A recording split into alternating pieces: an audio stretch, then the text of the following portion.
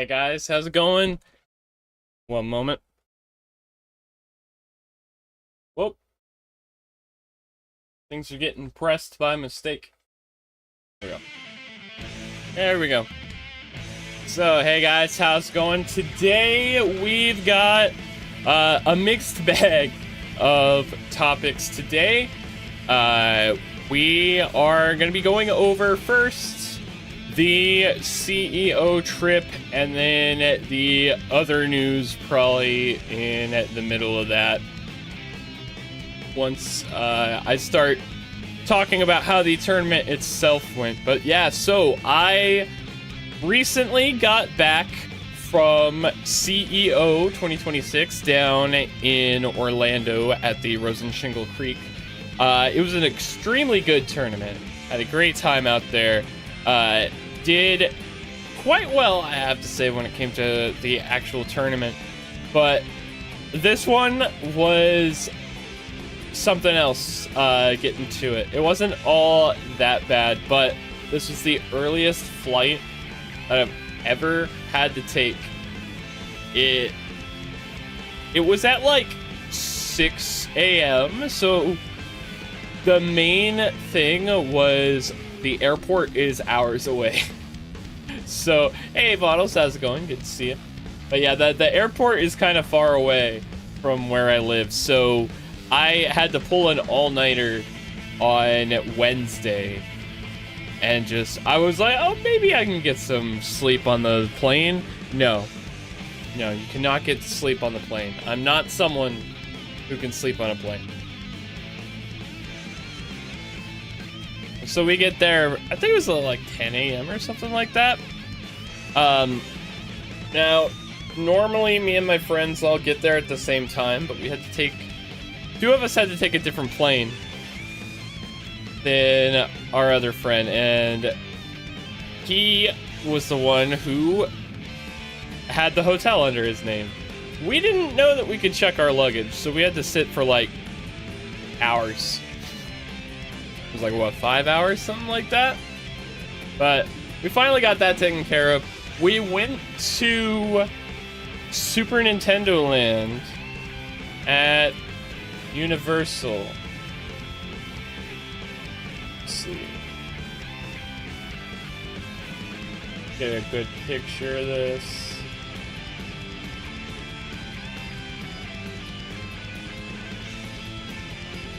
Here's a good picture.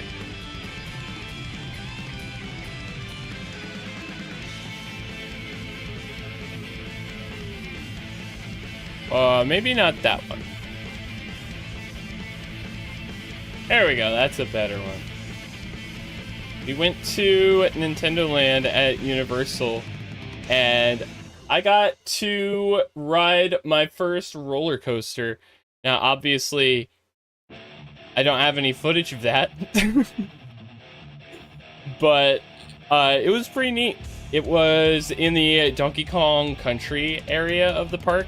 They had like minecart roller coaster. They had it set up to where it was supposed to be like you're jumping the broken minecart, the broken mine rails, I should say. When I first saw it, I was like, what the heck? How did they make that safe? But then I saw the arm that the cart is actually attached to, that then goes down to a rail that actually moves the cart. But I wouldn't have known if it weren't for seeing that, and also for the fact that the metal didn't make a big clang sound when it hit the mine tracks, right? Get eaten by Bowser in the theme park. Dude, this statue was like actually kind of imposing, I'm not gonna lie. It was really like it was like, it was surprising how cool it was being in the Nintendo Land area. Let me see. Unfortunately, I can't get any thumbnails for what these videos are. Give me just one moment.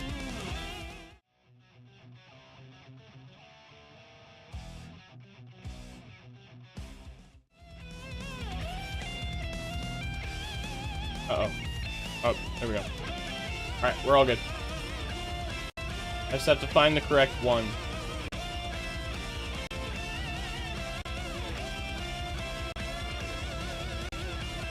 Alright, that's a Train Dragon.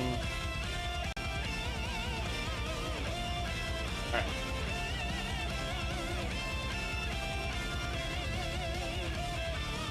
So, this was the start of it. This is when you go into the Nintendo Land area.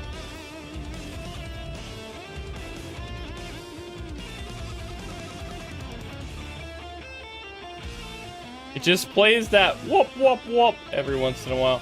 This is coming through, right? Me.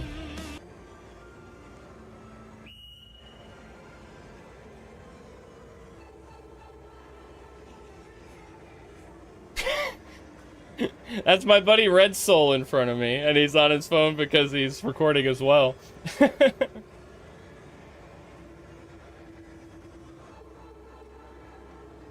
But yeah, so you go through the warp pipe, and it brings you into Peach's castle.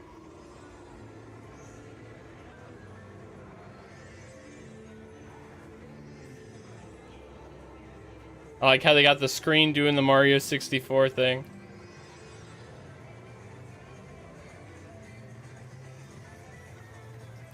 You like his hair? He gets a lot of compliments on that. It is good, but I could not put that much effort into my hair. I'm not gonna lie. I am far too lazy to have a hairstyle as cool as that.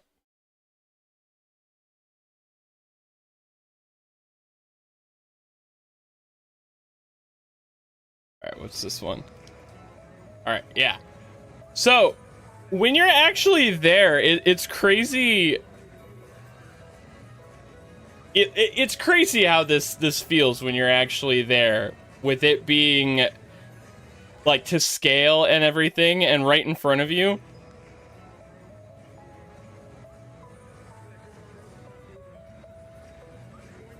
Like, I mean, you can obviously still tell they're animatronics, but like, it looks so real, you know? It's really cool. Let's see, what was this one? Oh yeah, we went to the Toadstool Cafe. Got a burger from there. This was the Mario Burger. Here, let me get out of the way. It was a Mario Burger. This place entirely relied on its aesthetic. I'm not gonna lie. The food was not great.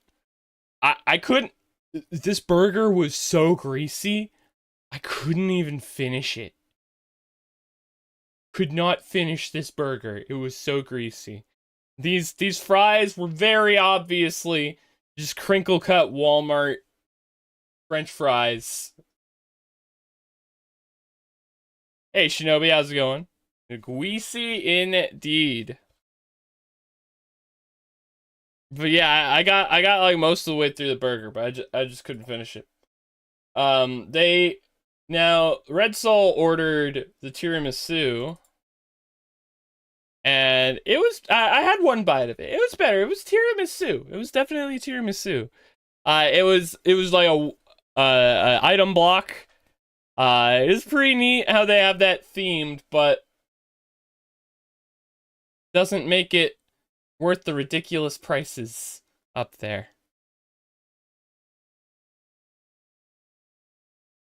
In terms of other food, there was like, this was near the Donkey Kong area.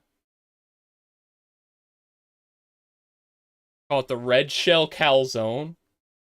Red Soul grabbed it. I didn't. It was like $12 for this little calzone here. It was one of the better things in terms of food up there.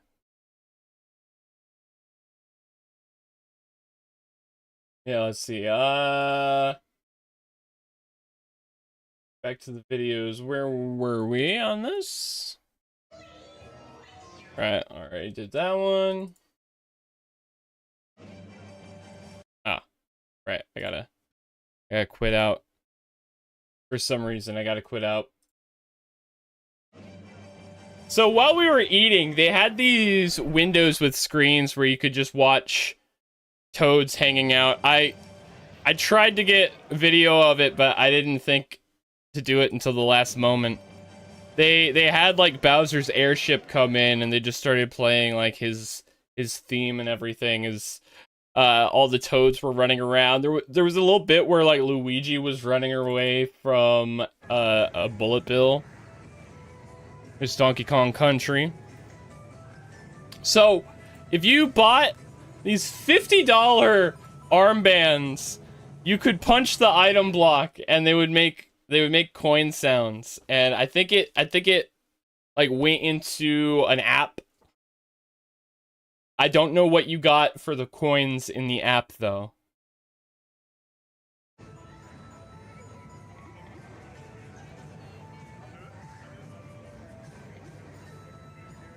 This neat little parkour area.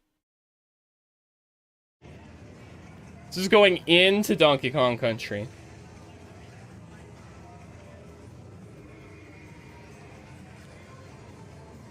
I'll get down. There we go. I'll just be small for this video section.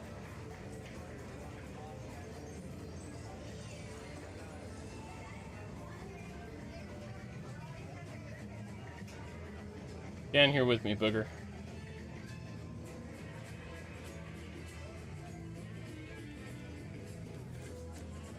I gotta say, they did pretty well with the music. Most areas have some kind of Nintendo music going on in them. There were so many gift shops, like that Funky Kong gift shop there. It was probably like the 4th gift shop we'd passed by this point.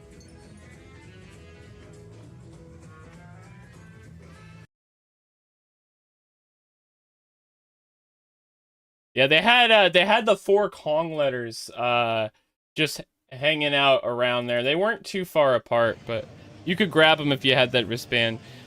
So this was while we were in line for that roller coaster.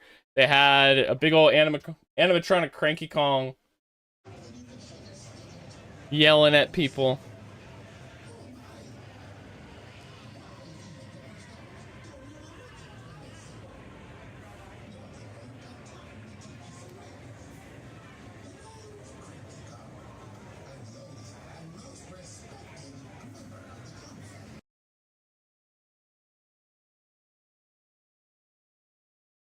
Let's see. This is right outside the coaster. I saw Dixie Kong just sitting there. Got a quick video.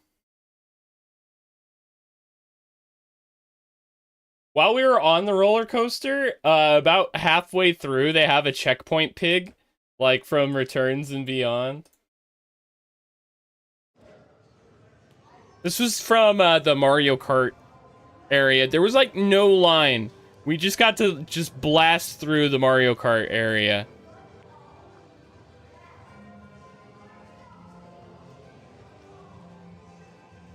But I have to say, the decorations as you go through are really neat.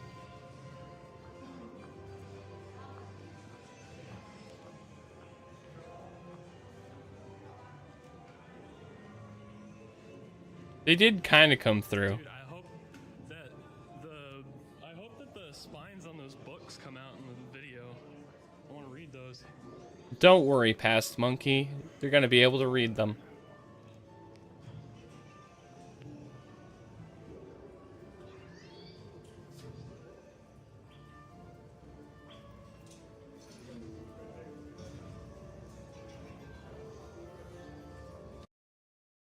Alright, let's see.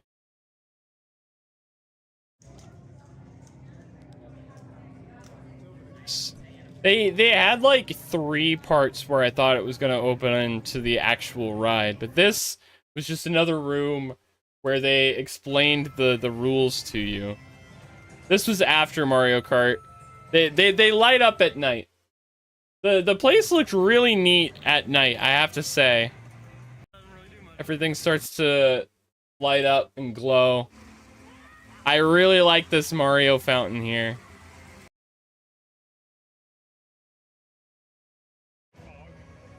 We also went to the dark world or whatever.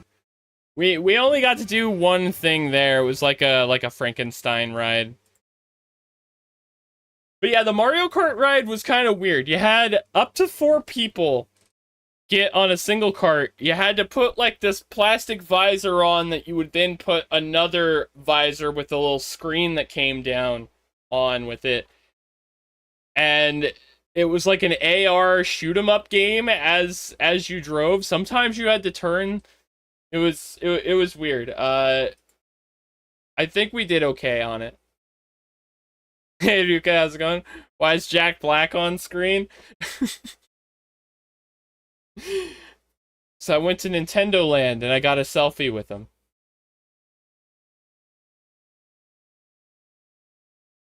Yeah, so that was basically my Thursday there. Friday came along. So I mean this video is from Thursday, but this was the first peek into the Rosen Shingle Creek lobby. This is definitely one of the fanciest hotels I've been to for a major. Very big, very open. This video right here, this is on Friday. This was just outside the main ballroom. I never actually went for it. But this booth right here, oh, I don't have my mouse being captured. So this booth just to the left of Red Soul's head, it was selling like these mugs that you could get free refills on their soda for, I believe, the whole weekend. And man, I should have gone for that. That would have been great. I just never thought to. Right there, that's the main one right there. Oh, passing it just at the end of this video, but I don't think I got any footage of it. But here in this Conway Ballroom, again, just above Red Soul's head. Thank you for being a good landmark, buddy. Sorry. Anyway, this had the competitors lounge, they called it. It was pretty nice. They had just a few setups, a couch with a big TV to watch mostly Street Fighter, it looked like, but then they also had a couple of fridges full of Red Bull. They had water stations. It was pretty nice.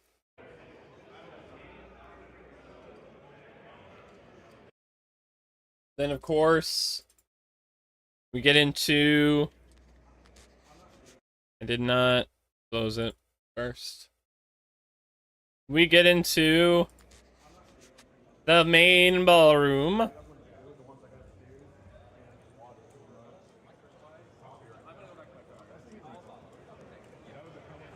So, I do not believe this is the largest ballroom we've been into, but one of the big ones. This one was laid out a lot differently than most majors, though. Rather than having like a side of the room or a corner of the room dedicated to like artist alley and stuff, just like as you walk in, as you get here, all the way to the right is artist alley booths. All the way to the left is artist alley booths. I also had Okazeme Coffee Company right over there. I always mean to get some of their coffee and try it out, but I never actually do.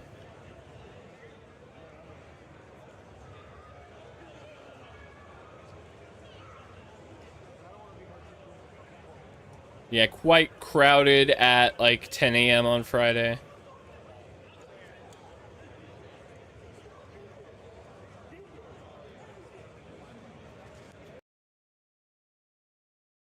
And in another ballroom, off to a little ways off to the side, we had Jabali Land here. This is where the arcade, as well as most of the side tournaments, were.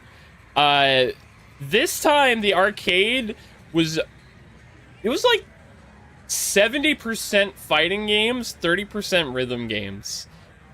And then there was also a bunch of pinball machines. I had some fun on the pinball machines, but it's kind of funny to me. I was like, you know, you'd think being a fighting game player coming to a fighting game major, I'd be excited for all the arcade fighting games in the arcade. But I was like, yeah, I kind of wish there were other types of arcade games, but oh well.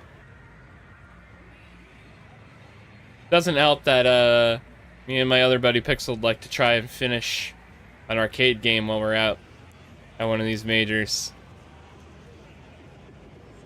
Yeah, here's the indie section. A bunch of indie devs showing off their games.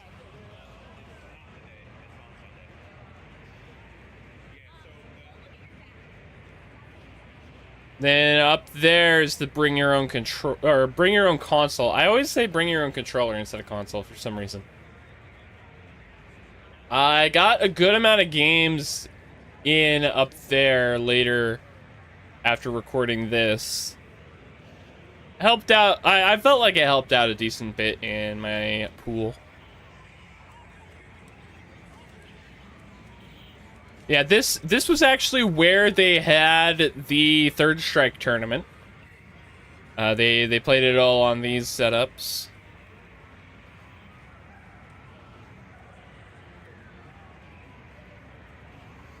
That helicopter game was broken when we tried it, but like 2 hours later I saw someone playing it. It worked. So who knows what was up with that? Maybe they got it fixed. Maybe we were doing it wrong.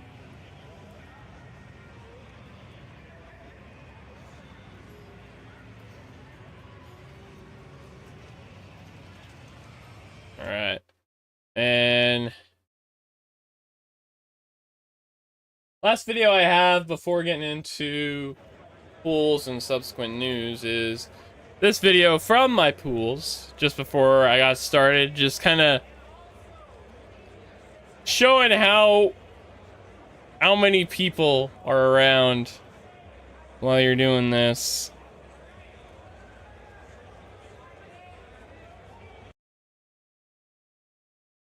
All right, and then I had my pools. However, before we go over how my 2xKO pools went, we need to address the elephant in the room. So yesterday I was at work and I got a text that I really didn't want to see.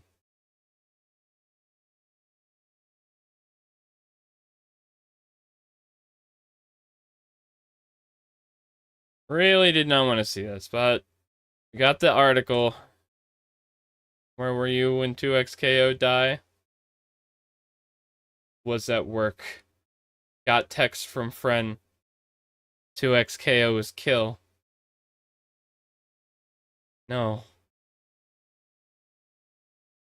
Oh yeah, so wrong one. So yeah, 2xKO active development will end in December 2026. Hey all, we have an update to share on the future of 2xKO. 2xKO's active development will conclude at the end of 2026. Over the last few months, we've been monitoring the trajectory closely, and what we've seen is painting a clear, consistent picture. While a lot of you jumped in to try the game and there's an incredible community that plays every day, we haven't seen enough players stick with the game to get a path towards sustainability. Servers will remain on beyond 2026, and 2xKO will be playable on all platforms. Through the rest of 2026, we'll be introducing content, feature improvements, and new champions, Lux and Samira, with the intent to deliver our final bug fix patch in December of this year. After that, servers will remain on to support online play. Offline play is unaffected. We'll give advance notice if any of that changes. We're unlocking all champs. We're also bundling most cosmetic items and refunding all money spent in 2xKO on or before August 20th. Any content owned is yours to keep. Avatar and player profile items will be unlockable for credits. This will happen in patch 1.3.1 September. Our goal is to do right by the players who have invested in us so far, and we want to continue playing 2XKO, as well as the rioters who have poured everything into delivering on this stream. The rest of the post goes into detail on how we got here, what's changing, and what's still to come. So, yeah. Basically what it says on the tin, they are killing active development after Samira. Basically, we're getting one final bug fix patch, which, I mean, I can hope will come with some balance changes maybe, but I'm not exactly holding my breath.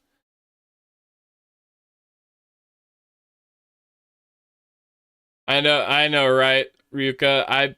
I really wish I could see some numbers here, cause from a perspective of someone who was playing the game and like there were so many people playing it, I would always get like near instant matchmaking. It was weird if it took more than 15 seconds, right? So people were playing. Most people I thought had skins, so people were definitely partaking in the microtransactions. So I don't know how much they were making / losing. Like what was the cost of running? But so the post goes on to say that, you know, they're adding Lux and Samira on there still, but we're adding a purchasable bundle of nearly all 2XKO cosmetic content for $40. 2XKO Ultimate Bundle launches in patch 1.3.1. It contains all skins, skin chromas, and taunts for every champion up to and including Lux, plus all currently released finishers. For those who want to pick up everything in 2XKO, this bundle packages most cosmetics into a single purchase. But what about Samira? Riot Games continues to have only one game. I know, right? Making many items available for credits.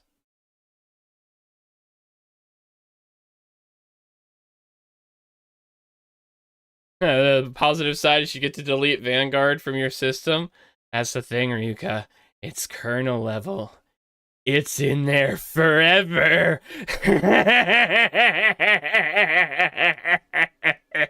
I hope you can get it out of there. Anyway. No more battle pass. Now this one, guys, this just hurts, okay? We're removing ranked and adjusting matchmaking to be streamlined within casual lobbies. I mean, at least there's still match made by skill, but it's just, I like having my rank. Matchmake within a single pool of players per server. That's why they're doing it, but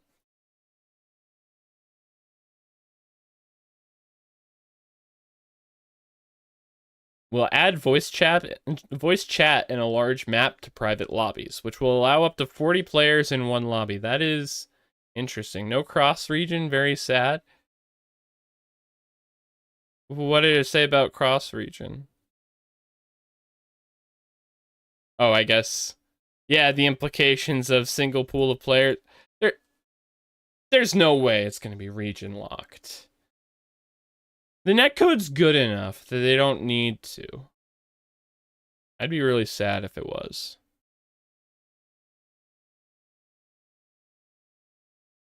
Alright. Samira the Desert Rose. We'll also update the 2XKO Ultimate Bundle to include all remaining skins and cosmetics. So I guess, you know, her skins and cosmetics are just going to be added in.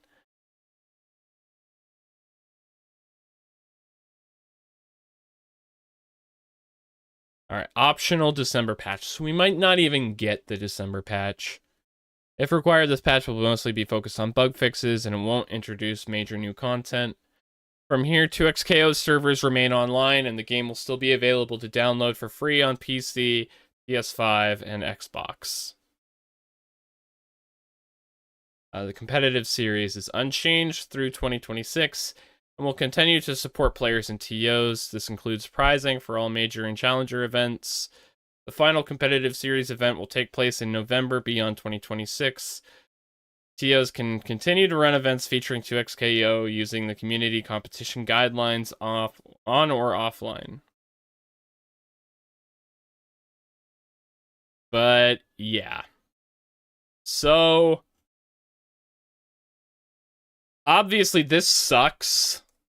It hasn't even been a year yet, and the game's already being shelved. The game... I keep hearing that the player base was dwindling, but it really didn't feel like it. It's like the game that I have the easiest matchmaking in. Maybe it has to do with my skill level. Maybe it's that. Maybe we're all concentrated around master tier. I don't know. It's weird. But so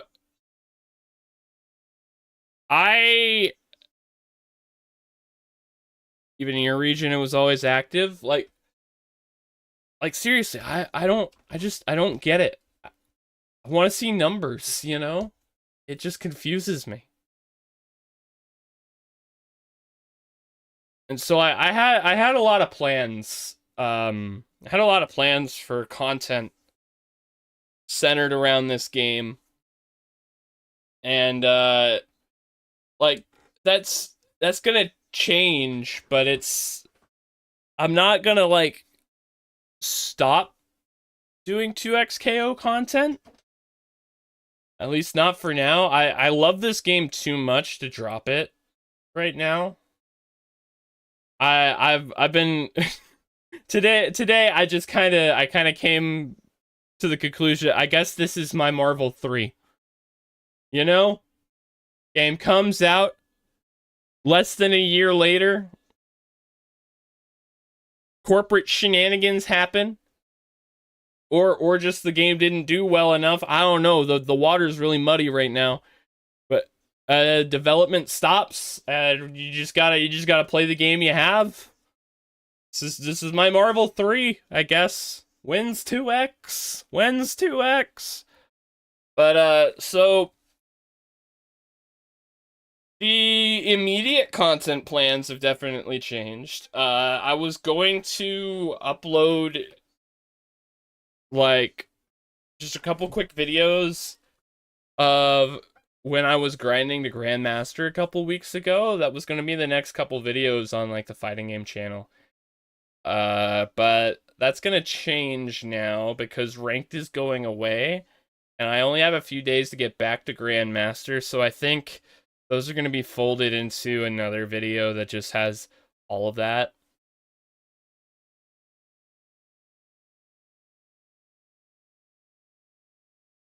They didn't do any marketing for it. Yeah, like, I don't think I've ever seen an ad for 2xKO. I don't think I've ever seen a single one. But, I mean, so, like, the stream today, the initial plan for the stream today was I was gonna start learning Braum. I was gonna like start up this deal where I try to do 50 sets with every character, get them all learned up, and then write like a video on why you should play them. Which, I mean, I could still do it, but I have to see. Or at least not doing that today, but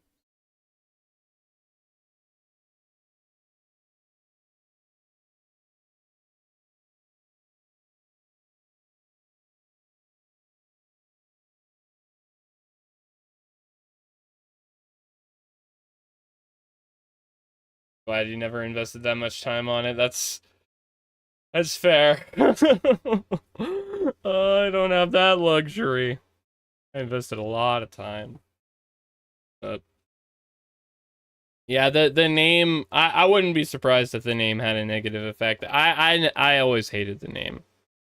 Would have been awful. No, they never added cross region? Oh. I thought it was in there. Oh, like cross region lobby matchmaking? Okay. If that's not in there, okay, that makes sense. If there's no cross region, I was like, wait, I'm pretty sure some tournaments I've entered were cross region.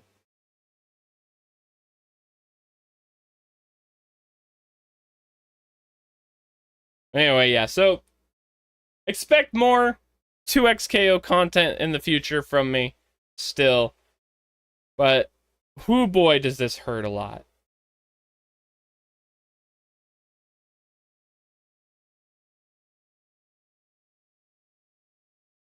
However, outside of that,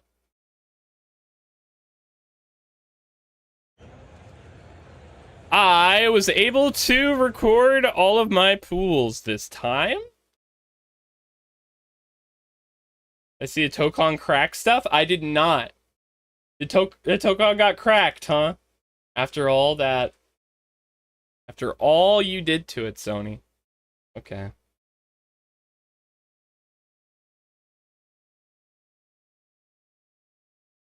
Let's get you large, booger. Alrighty.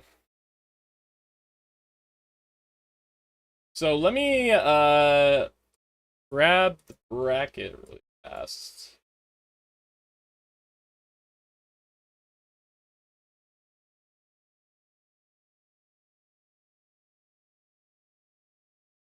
Oh, in that case, yeah, I knew. That's really dumb.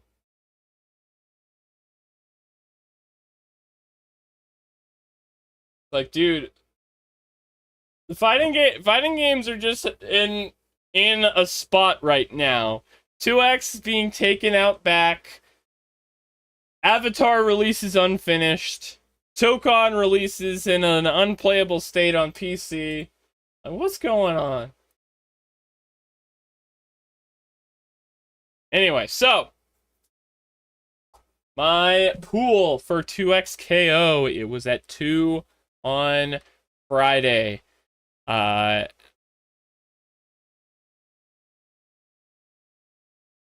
Running Discord lobbies through Parsec with the cracked version of Tokon. Oh no. Okay. Jeez, I still haven't gotten on Tokon enough yet. I need to, but there were some complications which I can get into a while later. But anyway, so yeah, my pool was at 2 p.m. My first opponent was Perma'd, and they had a jersey with their name on the back, so that is a little intimidating when you first see that. I'm not gonna lie. I was like, uh-oh. We got a streamer? We got someone who's gonna beat me up?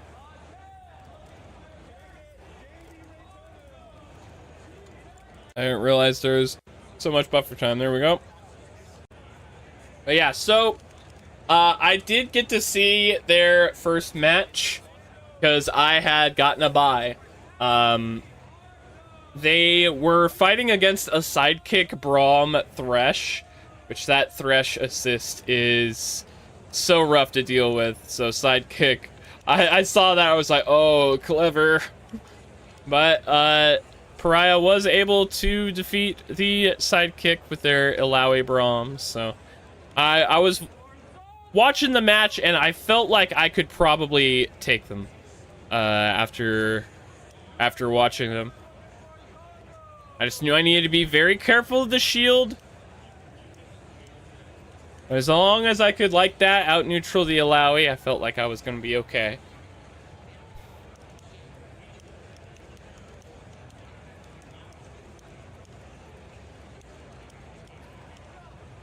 So this match is at this match was recorded at a little bit of a weird angle.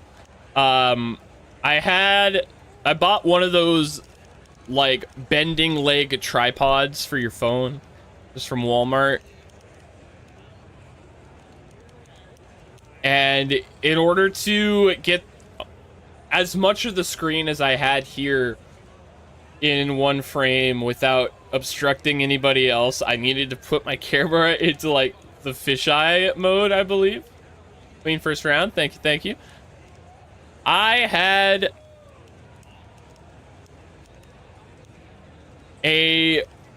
about an hour-long warm-up before pools this time. I did not want to make the same mistake I made at Combo Breaker by coming in cold. I fought a really good Alawi Senna for about like 45 minutes, and that had me nice and warm.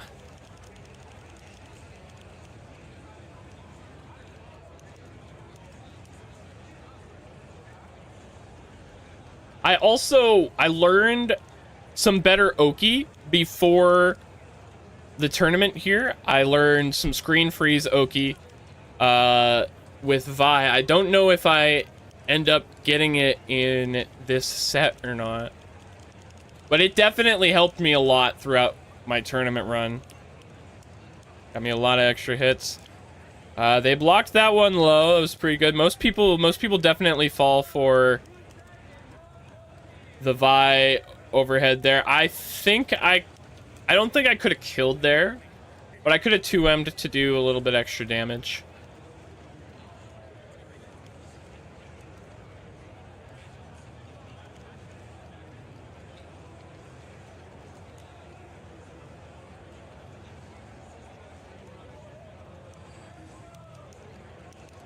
Now, I did what, for some reason, I never do in net play. I actually parried that second one. Oh, hey, there was the screen freeze, Oki. I don't want to go back too often, but I just want to show it off there. So I get the limit strike there. I do a back sway and call Echo back assist. And doing that in like a plink timing puts Echo at just the right spacing where I can tag to him, react to the wake up option, grab both tech rolls, and also it sets me up for a quick high-low. Now, it's not a true mix-up on the high-low, because you could fuzzy it, but... Actually, wait, no. No, you can't. You can't fuzzy it. Both come out meaty, but... You could react to Echo 3M. Still very potent. Because if you neutral tech and I hit you with the resulting Oki, then you die. If you roll, you might die. It depends on if I have 3 meter to kill. If I have the level 3, you're dead. If not, then you're in like a, if I clip you with literally anything, you're gonna die situation. That tragic, but such is the way of playing Vi right there.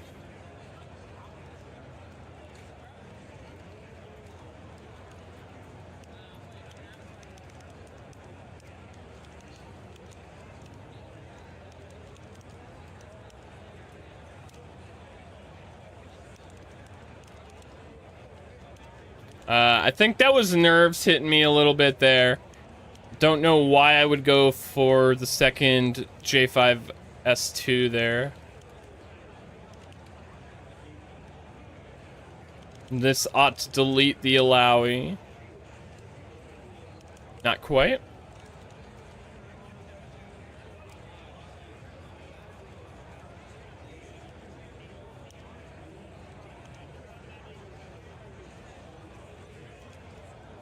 I was definitely on point when it came to countering the Braum block strings this set.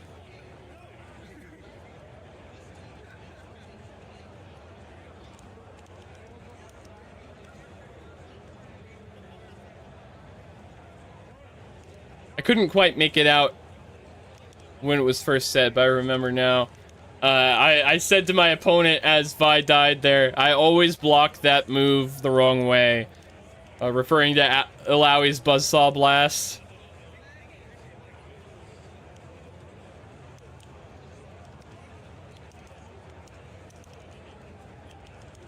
Playing way risky there. I'm pretty sure I could have killed off the first combo there, but always a little bit frantic when it comes to tournament combos. But yeah, so that was a nice 2-0 against Paradox. So my next opponent in winner's quarters for the pool was against Gallant. Now, when I looked over for a moment, I was like, does that say Gladiated? I was like, wait, that doesn't make any sense. I didn't fight Gladiated. For context, Gladiated is the person who won the whole tournament, but no, their name is Gallant. So this one I had a better angle on because I stuck the tripod between my legs, but I only got this one recorded like that because I thought about how that looked after this set, and I decided that I would rather have a slightly jank camera angle. But it was okay because Red Soul showed up. Red Soul showed up to hold the camera. But yes, Ryuka, it's a tripod. It is just a tripod, I swear.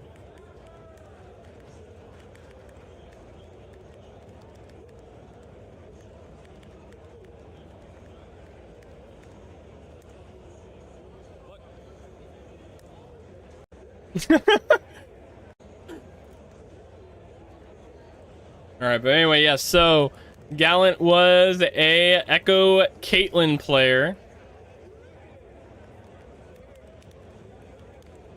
Now, if I am remembering this match correctly, this Caitlyn was extremely good with the cake. Now, I can get the screen freeze Oki I was talking about off of that without the limit strike. It's just not quite as good. Well, actually, no, I think it's just as good. Excuse me. It just feels a little weird because it's not my usual setup. There wasn't enough screen freeze. No, I was just asleep at the wheel when it came to that overhead right there. I always think she's going to throw me whenever she comes down from that. Yeah, very clean first round for my opponent here. Falls on the cake for the finish.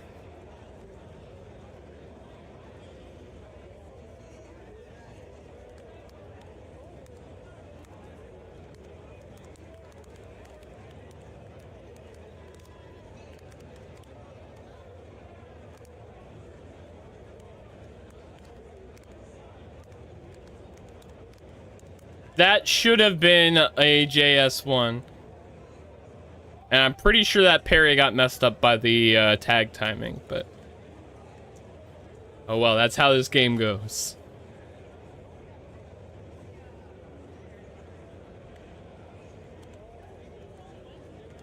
I was making pretty good use out of 2S1 this tournament. It's really not a button that I use a whole lot.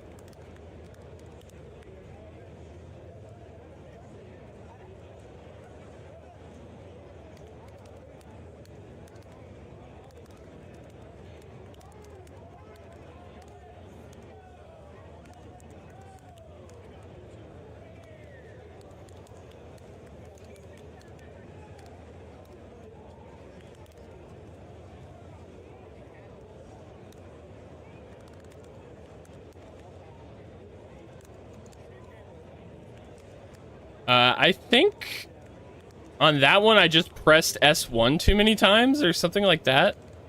Not sure why I got hit by that projectile, but oh well.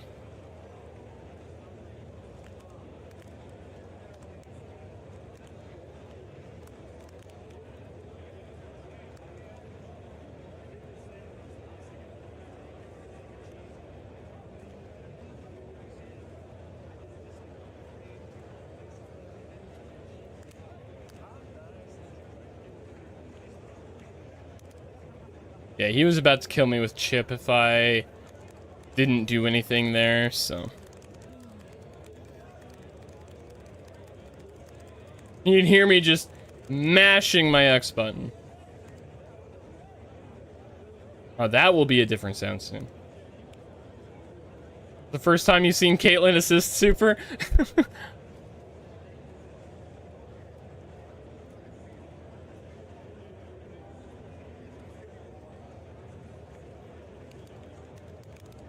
Ooh, caught that echo assist right before he could nail me. That was very nice timing.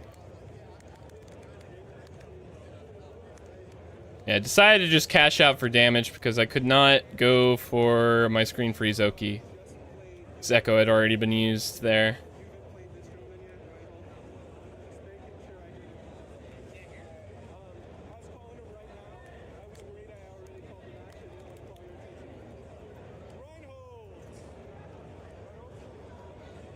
I think that's like the second or third happy birthday I got hit by this round. My assist calls were not very strong this round, just like my defense against that overhead.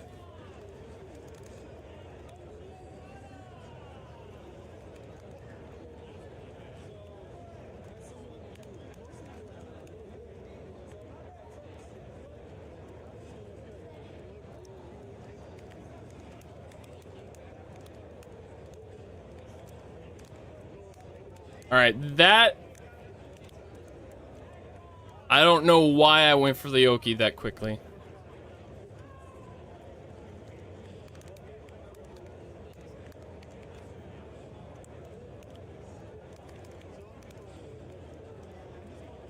I think at this point the nerves were getting to me a little bit, because that JS1 definitely screams that I got too antsy and I got screen freezed and didn't account because I was too freaked out.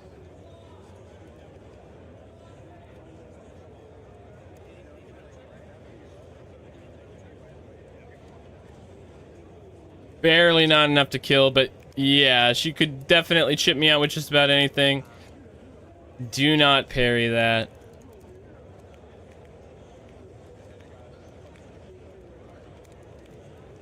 And yeah, I had to try for something there. I wasn't sure if that would even go through it, to be honest. But it does? It does, okay. It does. Why didn't Just, like, it would go through it and you would hit me. All right, so that brought us to... Wait. Okay, I looked over and I saw the stream preview had turned itself back on, and I thought it was live, and I just see me with Bowser in front. I'm like, wait, what? What? Could they not see the video? Am I crazy? No, it's all good. It's all good. Yeah, knocked out of winner's bracket by Gallant, unfortunately. Throwing us down to losers round 3. I thought Scuba Steve. Just acting like he knew what was happening. Yeah, exactly. Like, Logic Brain kicked in after about a half second, but Scared Brain saw that for just a second. It was like, huh? What? Anyway, so yeah, this was after Red Soul showed up and offered to hold the phone. So thank you very much, Red Soul, for the much better camera angle. Yes, we had another Braum.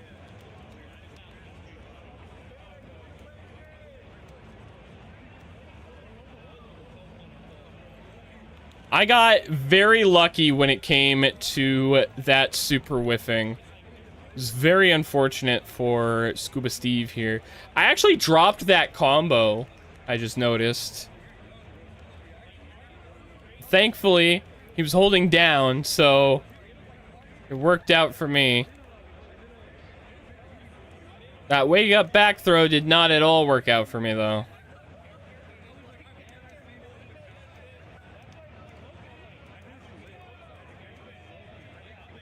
Get hit by that overhead for a pretty clean first round from my opponent there.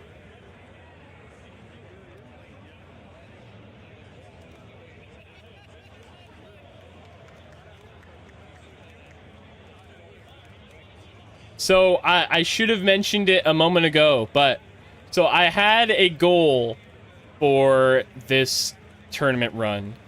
The goal was make it out of pools in winners.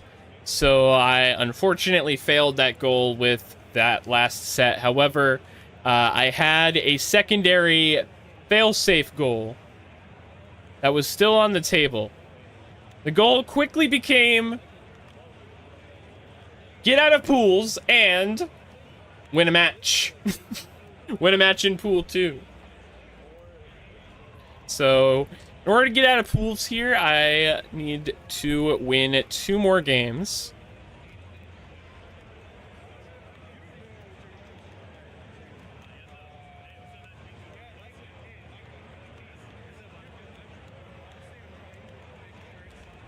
Yeah, it gets a quick kill with 1 meter rather than 3. Nice.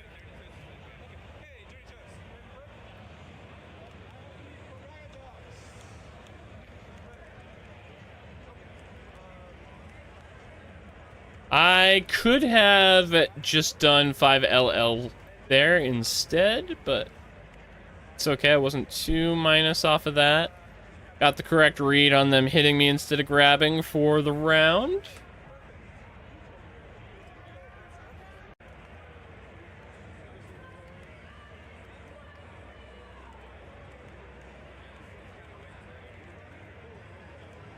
Forced out the burst pretty early. That would have been big damage. Just like that one with the JM counter hit starter. It was pretty good right there. Alright, that was a version of the Oki that I had just realized that I needed to use right there. So, I had known that I want to go for 2M if I want to go low with Echo after I swap to him. However, I had learned pretty soon before this that it was very dangerous to go into 5H after the 2M, because sometimes, particularly, and this is the worst part, particularly on hit, sometimes the spacing would be just wrong and 5H would barely whiff. So what I realized I actually want to do is 2M, 5S2, and then swap to Vi. This would be dangerous if I didn't swap to Vi, but swapping to her makes it completely safe. But it'll combo and everything, and then Vi can pick up for the 2-touch.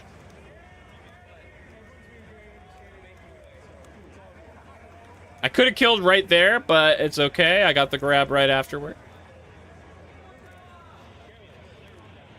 That game 1 started slightly shaky, but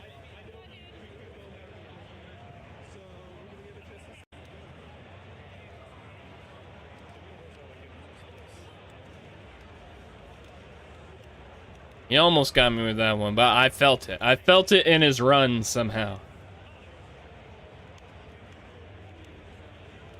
I think I kind of mistimed that Oki there, and that was horrible burst timing. I could have gotten blown up terribly for that. But thankfully, my opponent did not hold back after the jump cancel.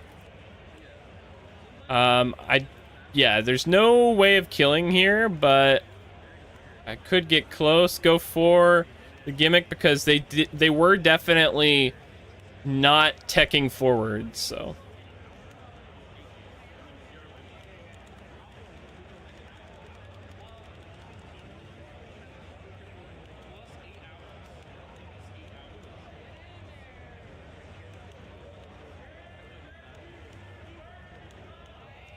Another dropped combo for me.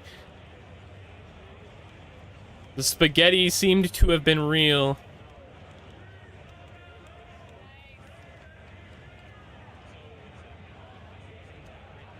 Alright, I just needed one more hit here on Braum to seal the deal, get that overhead. Oh, I wasn't able to switch out, unfortunate.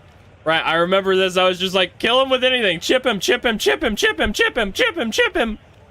Chip him! I got him. But boy, was I getting reckless in the attempt. I'm very glad it worked out.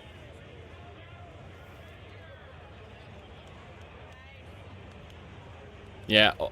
I think I could have, yeah, I could have saved Echo there, but I also would have probably just been in a worse position anyway, having blocked it with my point character.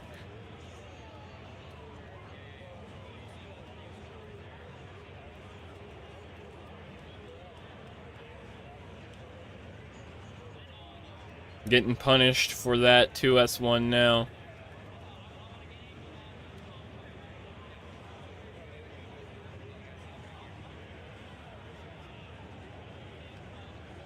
So aside from me having Fury here, I'm in one of the most precarious situations I could be in. Get hit by that Braum overhead. I am not using up my Fury on this round.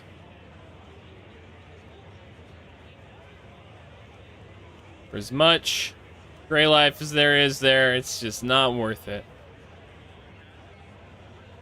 But still on set point here.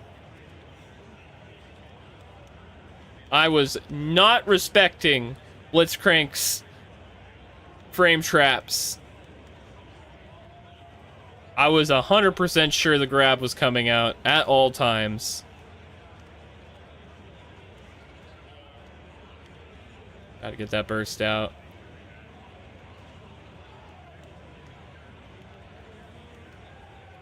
Not gonna lie, I thought I was gonna go for the fake overhead mix. Good job with the unpredictability there, monkey. Pretty sure, yeah, I was about to say, pretty sure I could get the kill if I cash out, so I do.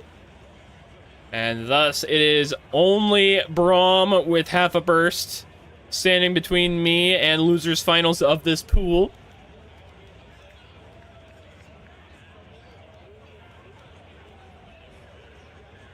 Can't do the Oki, but I didn't recognize that I didn't have access to assist.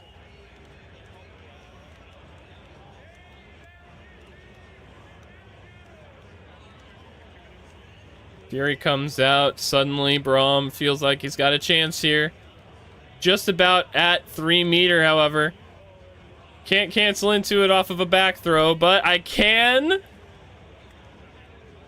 cancel off of 5L, and that gets me the set with the OHNO reverse super.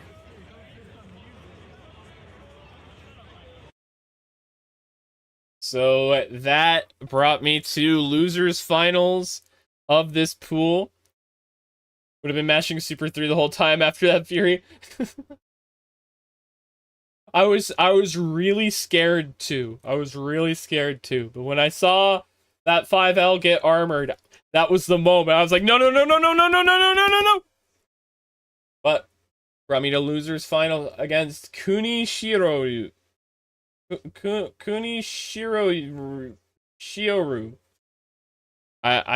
My brain wanted to move the R in that name so bad. Shioru.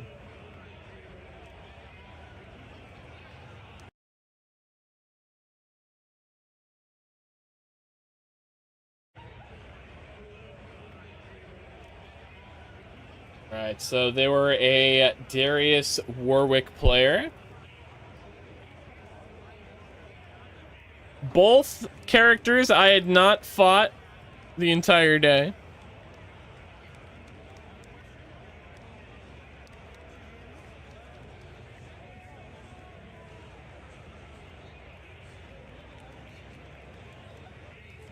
Getting really good okay, I was about to say getting really good use out of that cross up. Right there was such a terrible attempt at a burst bait. I felt it coming. So I just did it without even reacting to it. I could have been early for all I knew. Well, oh well.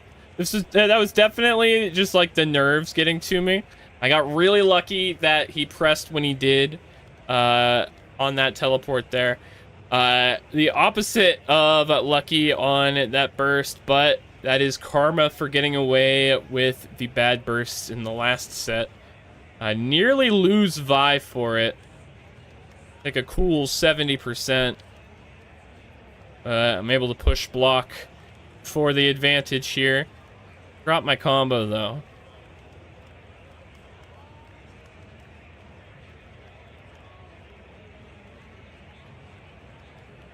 I have the level 3, and yeah, I go for it. Now, I'm not sure. Do I build them more burst here? Like, I think I built them a bunch of burst there. Had I gone into Bionic Arm for the kill, I think I would have denied a lot more burst.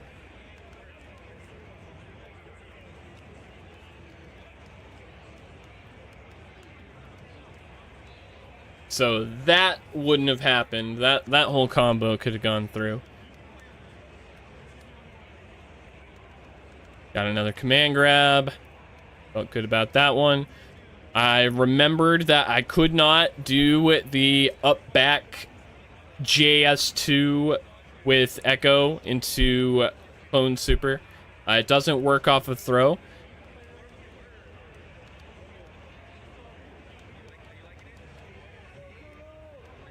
Very nice confirm off of that. Recognize the meter situation, so I'm able to go into level 3.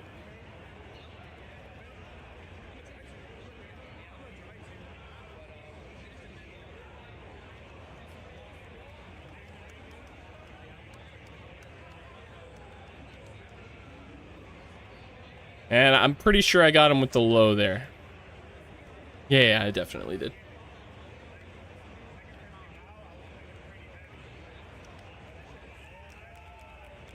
So at this point, I'm feeling pretty good, but also extremely nervous.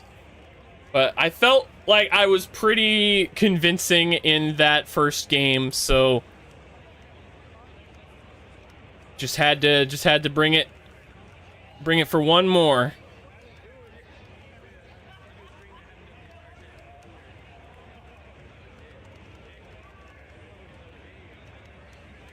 Just go for the simple old combo there. I was actually thinking I do need to optimize that combo. Got him with the fake high that time.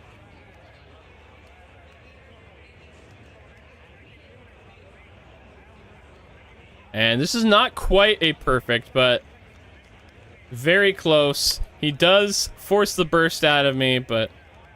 Oh, and he takes the first throw out of that. And that gets the kill with the level 3. So now we are on pool point. All I need to do to be one step away from achieving my goal is win this round. He forward techs so the gimmick doesn't work. He jumps over the Vi.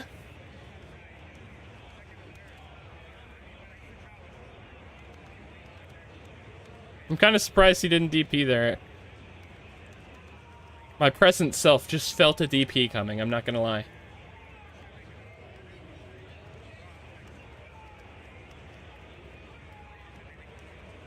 Ooh, grabbed me out of my parry bait.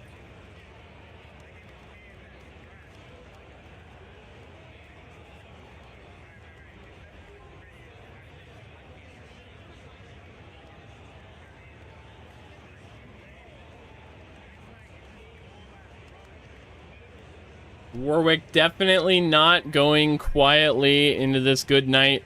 Now, I'm not gonna lie. At this point, I was just playing too scared.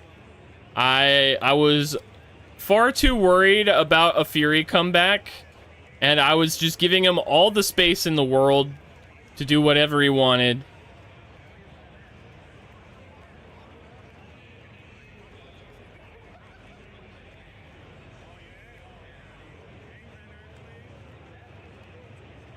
So at this point, I was recognizing that. I was like, all right, just go in, just go in. Beat him up. Don't let him breathe. Use the level 3. I know it's scary, but just tack on that damage. Get him into kill percent. Go for the super. It also helped that I had Fury here, so I knew that if something like that happened, I could save myself. And boom! Pulled it off. And so with that,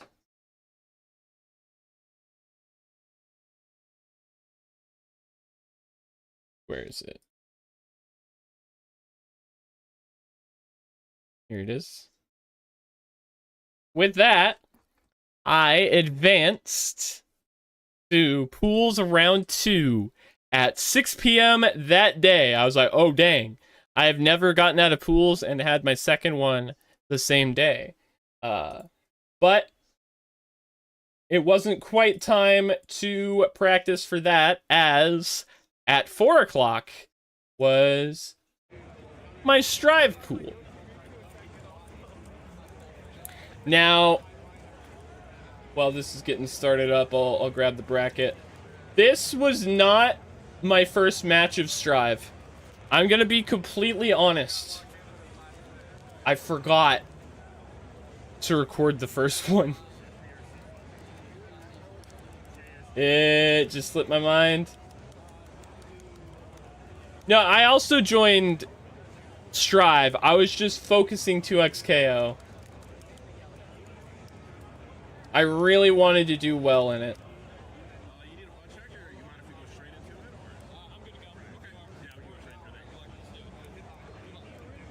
Whoops. Hitting the wrong buttons.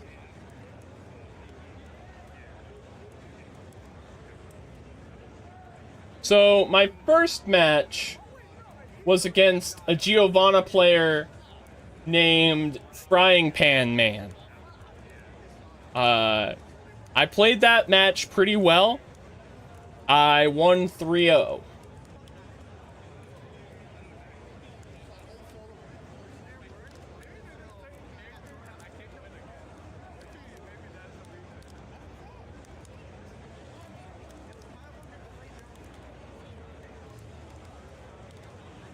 Or wait. Am I going crazy?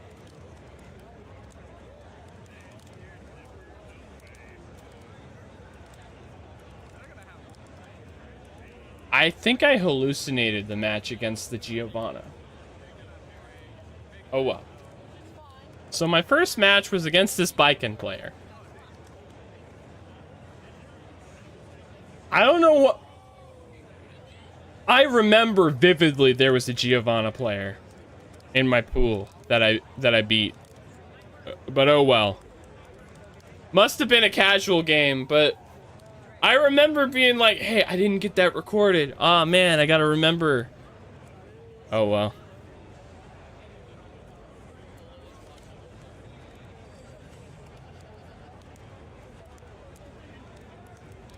It's probably con craziness rattling my brain.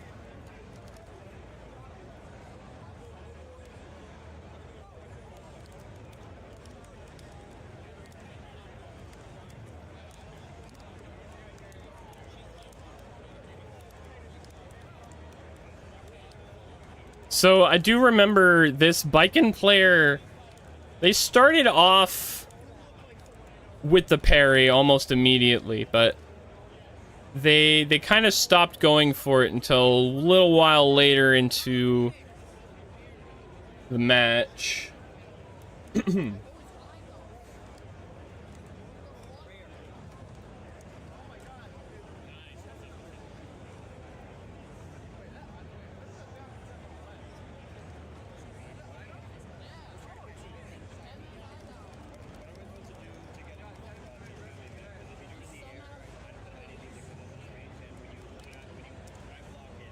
Definitely should have gone for the 6p there. I think the next few rounds I went for 6p. I was pretty effective, as it is in this matchup, but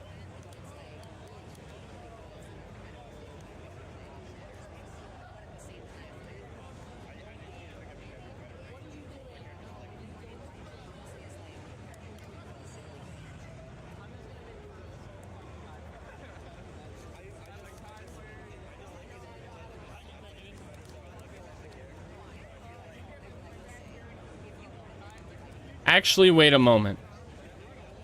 Okay. So yes, this was game 2. I didn't hallucinate the match against the Giovanna player. This is game 2. I think I mislabeled another video.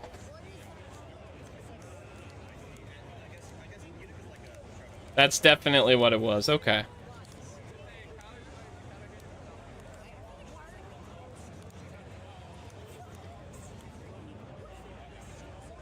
Brought the parry back there. It's interesting that I didn't get absolutely destroyed for getting parried there, but I suppose that was just the charge stun edge.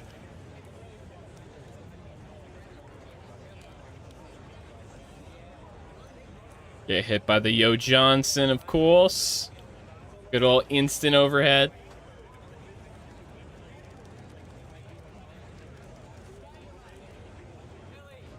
Very quickly thrown to a 2-0 scenario.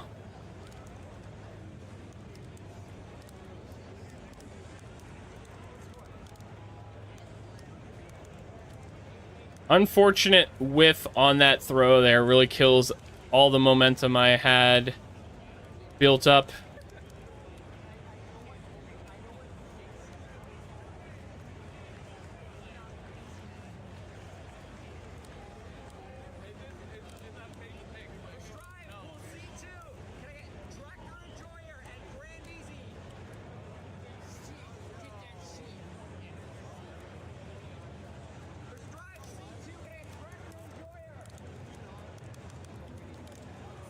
I'm not sure if a 5D combo would have killed there. I don't think it would have.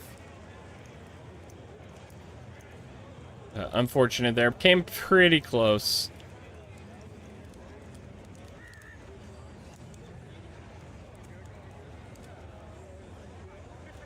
Smacked out the sky by a 5D.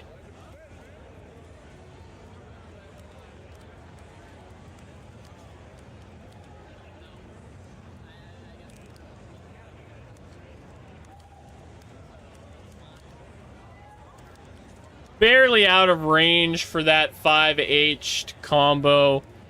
Very sad.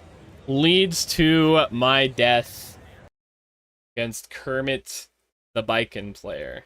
Not Frying Pan Man, the Giovanna. What is it?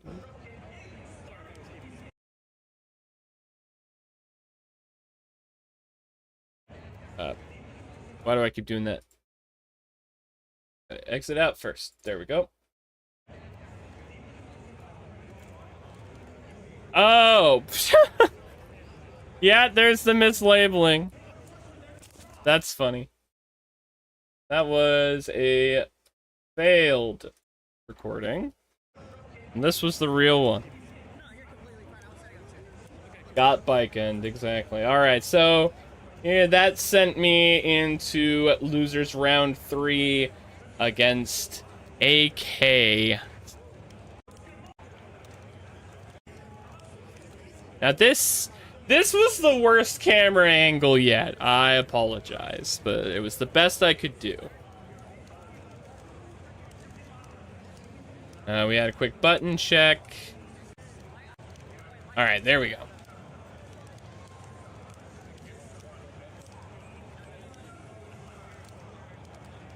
Oh man, we're so far away when we're on the right side of the screen. Here, let me. I'm in the way. I'm in the way. I'm in the way.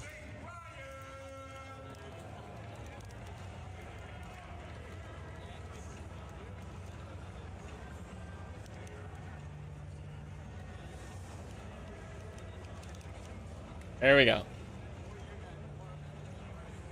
Bottom left seat at the theater angle. Exactly, yeah. Ooh. I'm with that BRC in the air, though.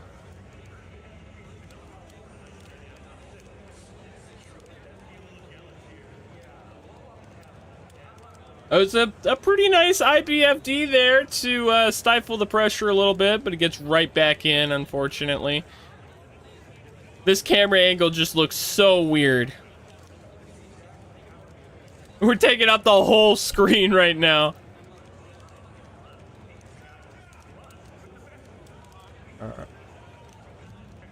Come on, do the dragon install past monkey. I need to see it at this angle. No, you just get your burst baited. Wrecked. A very quick 1-0 for my opponent there.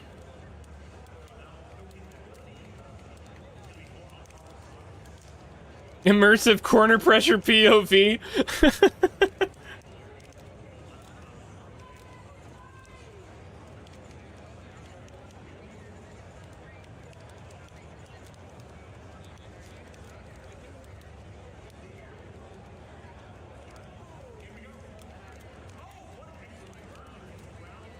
Send me far away.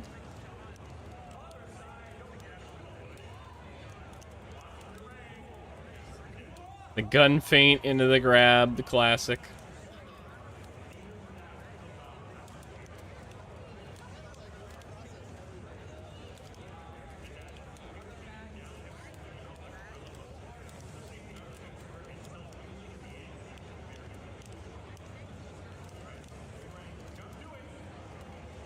Just getting absolutely demolished by these far slashes.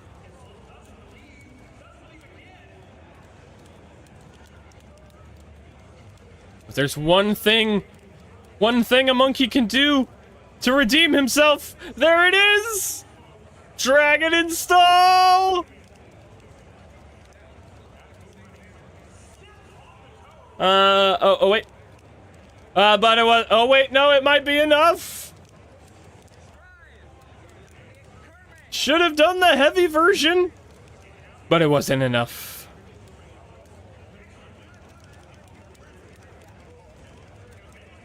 And 2-0. And I'm sitting here like, alright, 2-0. Not looking great. That counter hit, not looking great. I've been in worse positions, though. I've been down 2-0. I've been down around. I've brought the whole set before. All we need is the dragon install.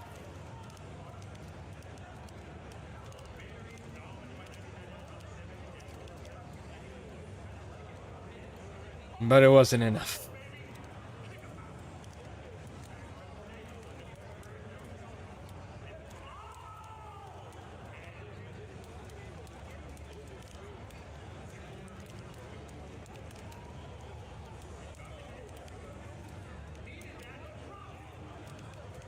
Just getting absolutely destroyed in the corner. At this point, I am not playing defense.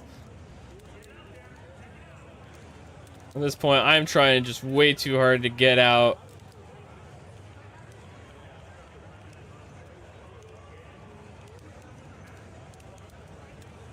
Now, granted, that was a very good defensive sequence from me right there.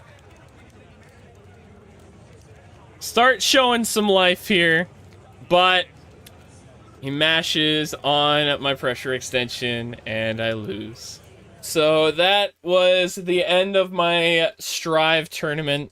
Went 1 and 2 there. Unfortunately, only got my 2 losses recorded. But I was like, all right, brushed that off. I was like, you know, I was mainly training 2x.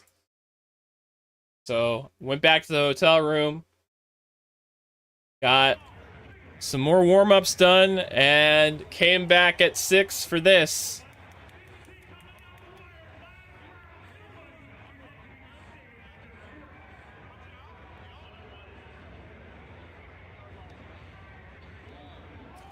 My opponent here was PCH.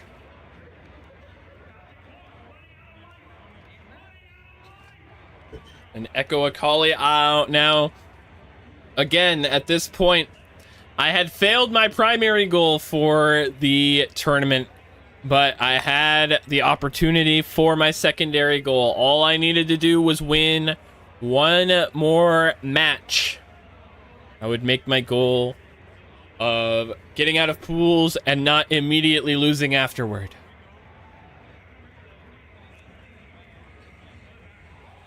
Unfortunately, Echo gets absolutely destroyed in this first round.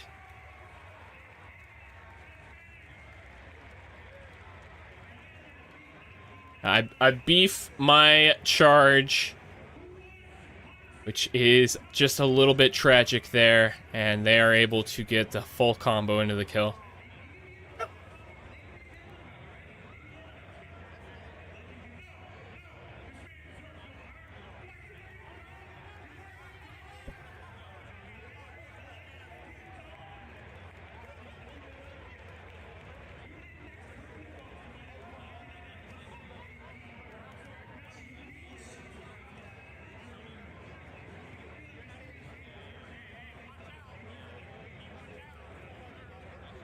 Now, they really liked to do some take a break shenanigans, but I was on point with my parries for that last overhead hit there, so I was not allowing it. Kind of really sad I did not whiff punish that second 5S2 there, but oh well.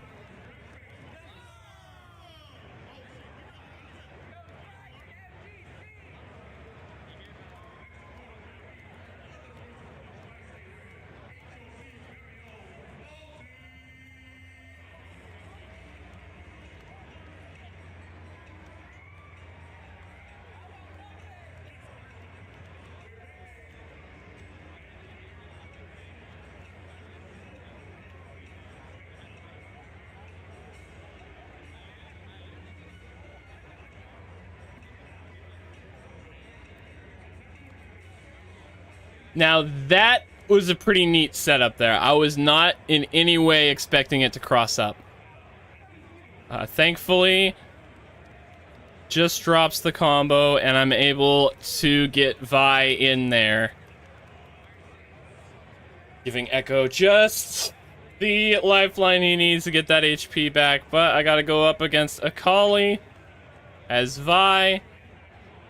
Which is not a terrible matchup by any stretch, in my opinion, but it is one that can be quite difficult. Depends on the Akali player's playstyle, in my opinion. But yeah, that's gonna... Oh, wait, no, that didn't kill Echo. I misremembered it as doing so. The timer here almost came into play. You could hear that clap. I was very happy to get that round there.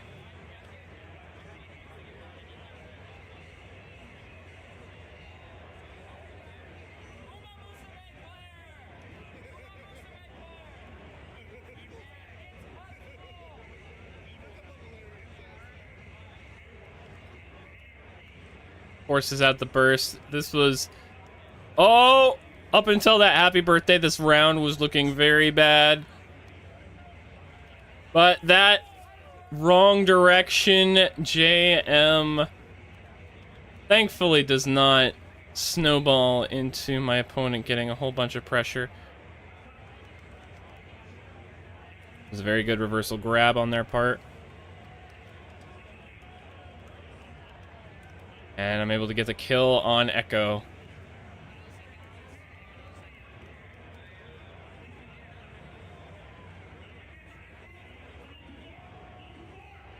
So this isn't quite going to kill... Oh, wait. Yeah, it doesn't quite kill Echo, but it puts him in a terrible position, and the grab is able to finish him off. This went from being in my favor to not very quickly. And I whiff the throw tech. And that is enough for them to get game one.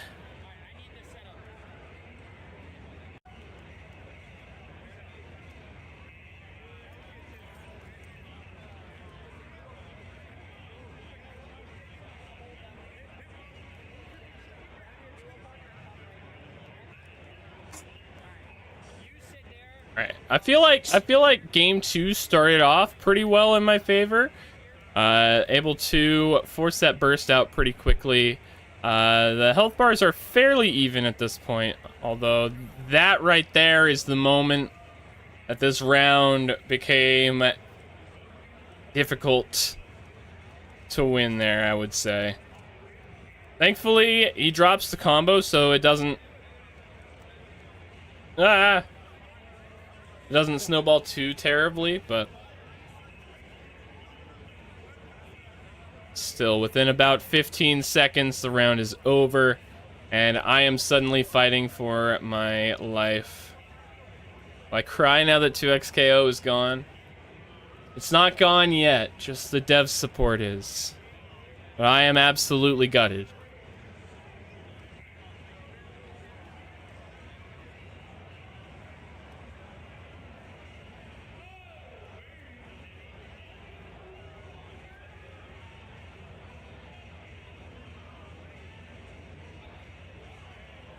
So that was not what I wanted to see at all.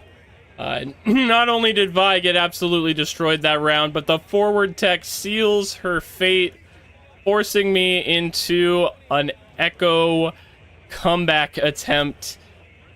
Now, the assist pressure does work out for me there, however, that teleport, I almost got absolutely wrecked for that. I am very glad that they did not block the Fury. However, they're doing a very good job of using up all of my Fury time. They just barely are able to dodge that DP.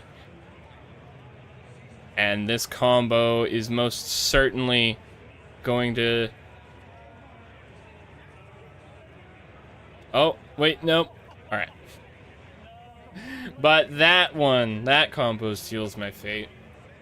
And unfortunately, I do not quite make my goal for the tournament. But I came very close. As you can see here, if I go to Start GG, you came in 65th place. I got top 96 in the bracket. So I cannot be too sad about that, especially since 3 and 2 is the exact placement I got at Combo Breaker. So I am quite proud of myself, even though I didn't quite hit my goal. So yeah, Saturday I didn't have any games. I was pretty much free. I was pretty much free the entire weekend. The rest of the weekend was mostly just shopping at Artist Alley and just hanging out, doing on stuff. However, Saturday night there was one last tournament that I was a part of. There was a mystery tournament bracket that happened in Jabali World. I do not have the bracket handy. However, I remember this tournament. So, first round. Now, well, for those who don't know, okay? So, the mystery tournament is something that is typically done mostly at Combo Breaker every year. The idea is you enter, and every round is a different game. So you cannot prepare. Now, multiple people play the same game. It'll be like winners round 1 is a different game, then winners round 2, then losers round 1, then losers round 2, etc. Right? So the first game we played was this weird PS1 fighting game called Ninku Clash of the Toughest. And it was just this janky PS1 fighting game. Red Soul told me he had watched a video and found out that there's just a guy who does more damage than everybody else, so he picked that guy and he won his round. I didn't know about that guy, so I picked the guy in his underwear who had Terry's Power Wave move from Fatal Fury, and I won my round, so haha. Then we played a Gundam game. I have footage of this one.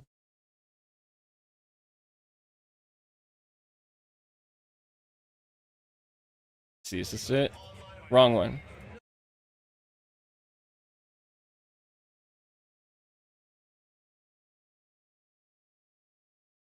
Oh, here it is. A Game Boy Advance Gundam game. This one was from Winners Round 2. This was a team kill. This was a team kill for my local between Red Soul and Pixeled. So I had to get the recording going on this one. Yeah, at GBA Gundam fighting game. There we go, got the focus going. You got to choose your stats. Now, I got to play this game too. I got to record this, and then I got called to play my match of it. So I had some data, right? So we got Pixeled on the left with Calamity, we got Red Soul on the right with Strike. And this move that Red Soul is doing on the right here, that is forward circle. That's all he's doing is forward circle. So I'm sitting here, I'm watching this. I'm like, no way. There's no way that move is that good, right? Sure enough, the move is that good. So you can probably tell Red Soul ends up winning this. But I'm taking notes here, right? I looked down at his controller just before the end of this set. I'm like, what buttons are he pressing for this? Forward circle? No way. So I develop a plan. I'm like, okay, plan is I play Strike. I give myself the most HP possible. And I just do forward S. But then I was like, wait. My opponent will figure out how overpowered this is and just start doing it to me, right? So for game one, I did some social engineering, all right? Game one, I used it sparingly. I went in for some melee hits, right? I even lost a round trying to make my guy look not ridiculous and overpowered, right? But I win game one. I lost one round, though. I was like, okay, time to just start spamming forward circle now. And as I'm thinking that, Pixeled, like, pulls his phone out and, like, he, like, puts it in front of my face a little bit, right? Just to the side of me to where I could see it. And he's written out a text without sending it. It just says, quit being honest. Spam that crap. I'm sitting there like, oh, I'm way ahead of you, buddy.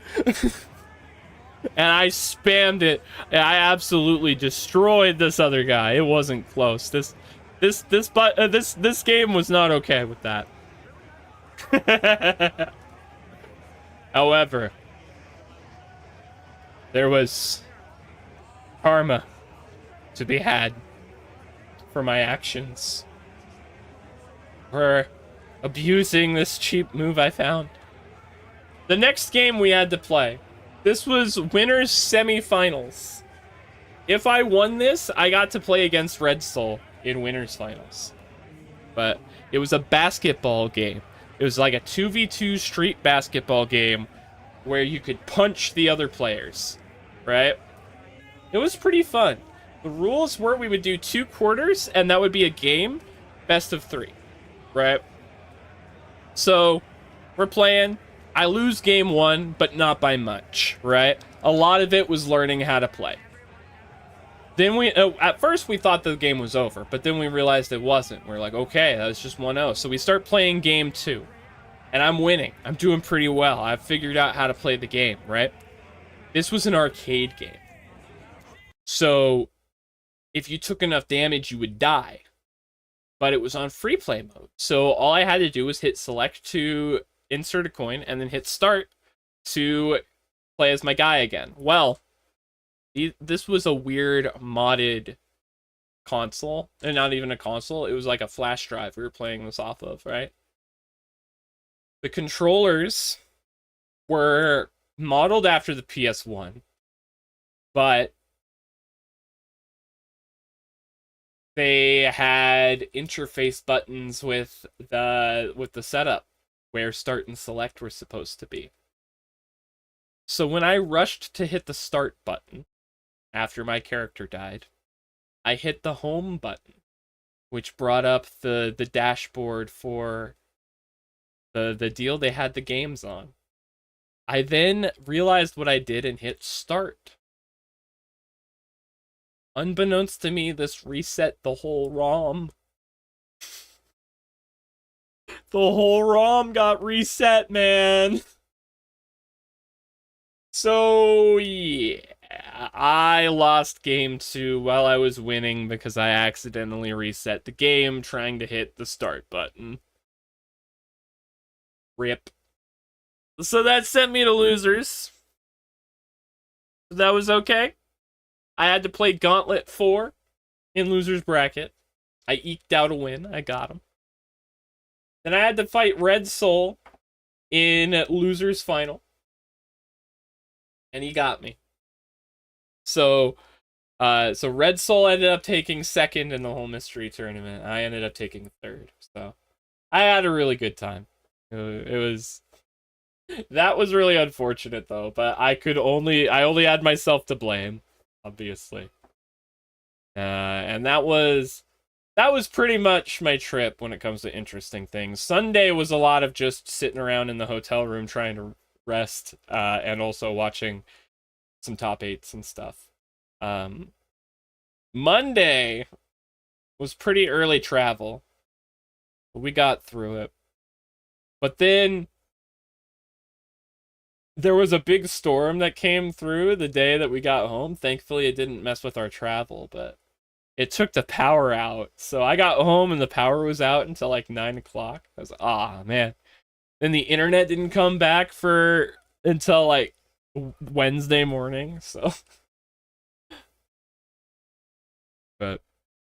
that's why I didn't stream on Tuesday. I actually tried to put out a message on the Discord explaining that, but then I saw later that it didn't send. I thought I had just enough phone signal. Oh well. But yeah, that was my CEO trip. So I think that's gonna be where we go ahead and end today's stream off. But yeah, so thank you all for coming out. I really appreciate it. I hope you enjoyed me talking about my trip. And again, if you enjoy the 2XKO content, it is still coming. I still plan on playing the game.